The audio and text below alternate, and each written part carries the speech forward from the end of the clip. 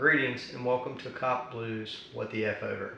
Today we're going to be talking about something that's very serious, very heart-wrenching to me personally as a retired police officer, and I'm sure will be something that will touch the hearts of all kinds of people that are out there. I want to start by my signature thing. I like to quote Marcus Aurelius. I think he was a great leader and wrote some very, very meaningful things. This is one of his more famous quotes. Look well into thyself. There is a source of strength which will spring up if thou wilt always look. Unfortunately, not everybody is strong enough to find that source. And when I talk about this specifically and speak to the subject, if you will, what I'm talking about is officer suicide. Unfortunately, in 2019, 228 police officers took their own lives. Now, to put that in perspective for you, in the first 50 weeks of 2019, 38 officers were killed by firearms or gunfire. 38 in comparison to 228. Of those 228 officer suicides, 100% of them were preventable. If people had seen the warning signs, if their folks had stepped up and supported them and helped them. Now, if someone decides to commit suicide, is there really anything that we can do? If they make up their mind they're absolutely going to do it, can we stop them? You can't be with them 24 hours a day, 7 days a week. But what you can do is help them to get through that particular rough patch until they get better. I think that most everyone, not everyone, but most everyone has had a very, very dark time in their life where they've considered doing very stupid, foolish things. How do law enforcement officers different than other folks? Well, let's look at it this way. As a person who's in the military, and I was in the military, I was a Marine from 1987 to 1993, and I was overseas several times.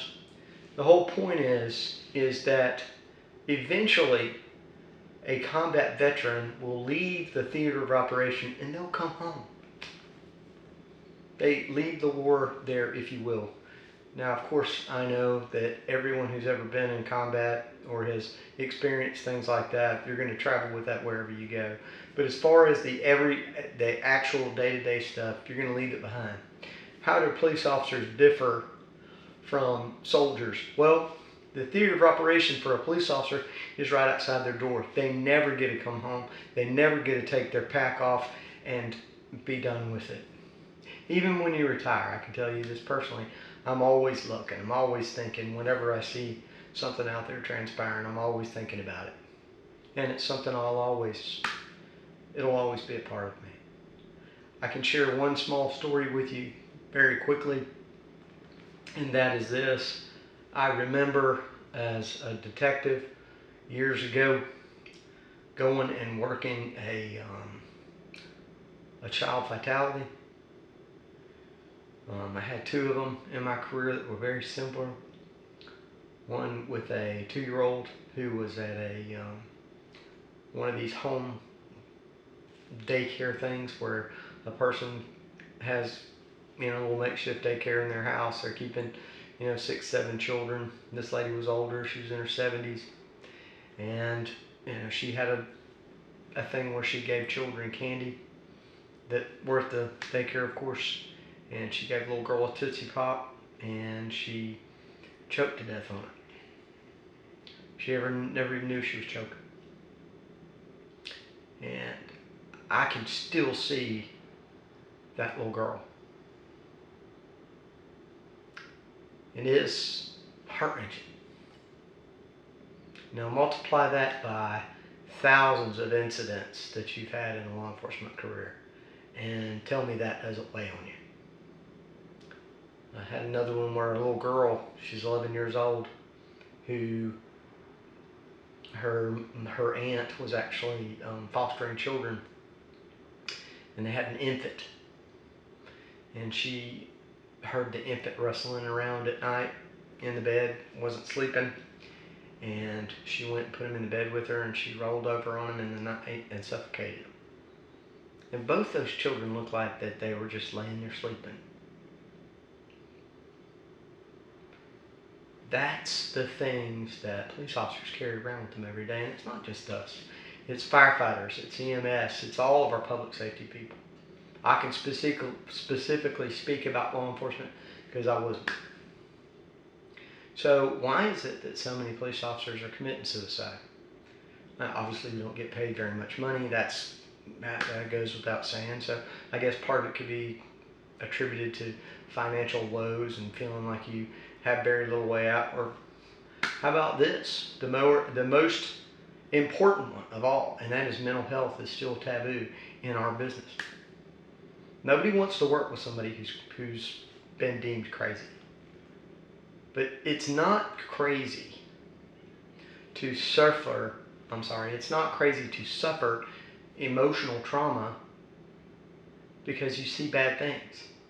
Yeah, we buck up, we deal with it, we do what we have to do, but it weighs on you. And how much weight can be accumulated upon your back before it breaks?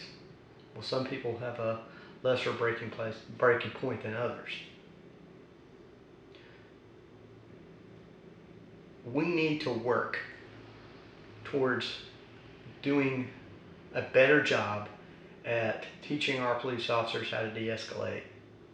And our leaders need to do a better job of having our folks' backs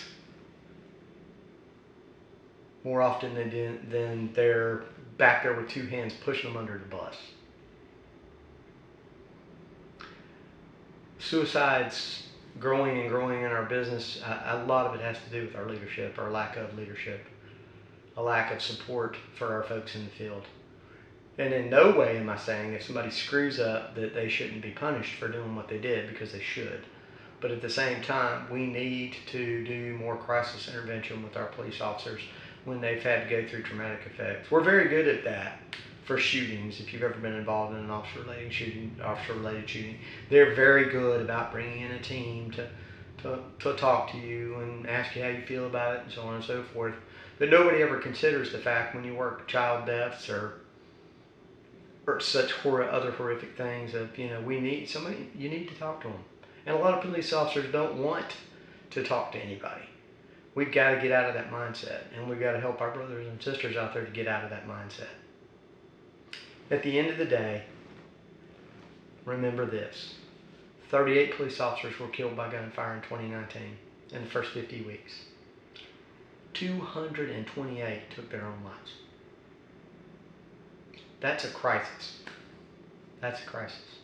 And this is not even including the number of firefighters and EMS folks and all the other public safety folks. And just think about it. We have a much smaller number of police officers than we do our military, but every day, and I wear this every day, it says here 22 veterans a day commit suicide in our country. Every single day. We need to do something. Not tomorrow, not yesterday, today. Well, yesterday would be nice, but we need to do something today, because this is ridiculous. 228 officers taking their own lives in 2019 is ridiculous. We need to protect our protectors. So I know this was a little bit more solemn than we're used to with CopBLue, but it was certainly something that needed to be said and something that we need to continue to work on. The mental health of our police officers is very important. And ostracizing our folks who ask for help is something that we need to get away from.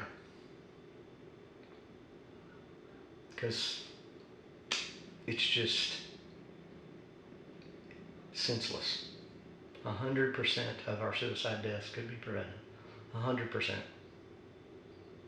And if you read CopBlue's saying that's at the bottom of everything they did print, it's about saving one life. It is.